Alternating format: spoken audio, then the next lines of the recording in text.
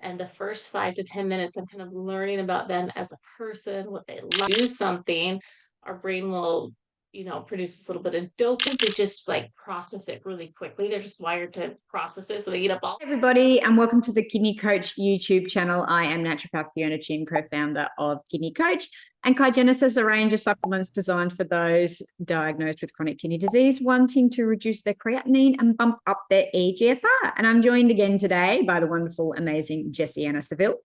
Jessie is a renal dietitian. She is the CEO, head of Kidney Nutritional Institute. She leads a team of amazing renal dietitians there that do all things renal related dietary stuff. But what I really love about Jessianna and her team is they're really big on treating the cause and not the symptoms, treating the person, not the disease. And okay, so all right, so let's go ahead and talk. We're talking about L-tyrosine, one of the amino acids.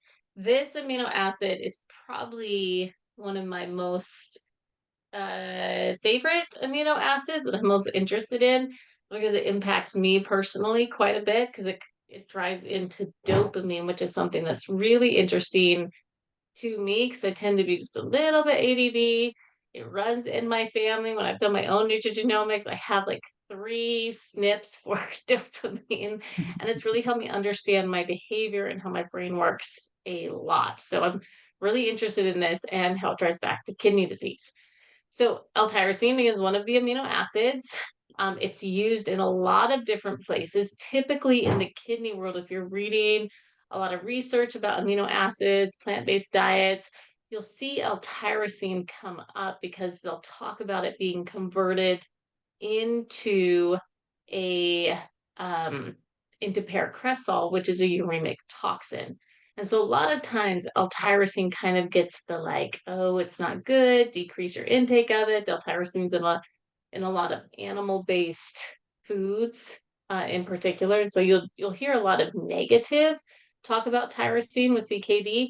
However, what I hope we unpack today is that it may not be exactly what we think with L-tyrosine. And L-tyrosine, I do think, can be a really, really helpful amino acid for people with kidney. some of the deficient symptoms if someone, and and then hook it back to, I also want you to talk about the nutrigenomics that we were talking about as well, which I find very interesting what you see in your clinical practice. But if you've got someone coming in and you're thinking, I need to look into tyrosine, maybe there's a deficiency, what are typically some of the things that will pop up for you with the patient presented in front of you?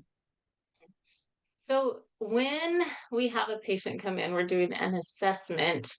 Some people think dietitians are just kind of looking at, what foods do they eat and, how many calories, what's their weight, what's their protein. But that is like kind of just very fundamental pieces that, yes, we look at. It's not the most important. When I have a patient come in and the first 5 to 10 minutes, I'm kind of learning about them as a person, what they like, kind of trying to understand their personality. I immediately start gathering clinical evidence just from that conversation on what we might need to be looking at. And what I mean by that, especially when we're looking at tyrosine, is I start wondering a little bit about how this person is driven by dopamine. Now, dopamine is I call it the happy chemical. It's what is the reward neurotransmitter in our brain. So when we do something, our brain will produce this little bit of dopamine, right? People call it a dopamine hit. And that makes our body say, oh, this feels good. You want to do it again. It can be an underlying, part of addiction because certain very addictive behaviors drive dopamine, like pornography and drugs and etc. Um, so so it's this happy hormone. However, dopamine also can be very positive. Sometimes we think about it as negative, but it can be very positive for people. People that need dopamine in their body, sometimes they just like process it really quickly. They're just wired to process it. So they eat up all their dopamine stores really quick, and then their brain is just like looking for dopamine. These people can be high achievers a lot of times.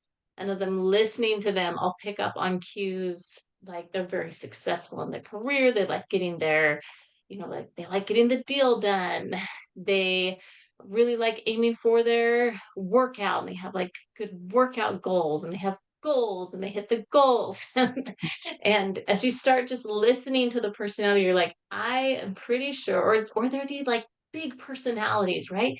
They love to ski and they love to surf and they love like they just have these like they live a big life, right? And they're just a full life and they love to do things. And a lot of times I can almost immediately say, this person really, I need to be thinking about dopamine and L-tyrosine within the context of their whole case.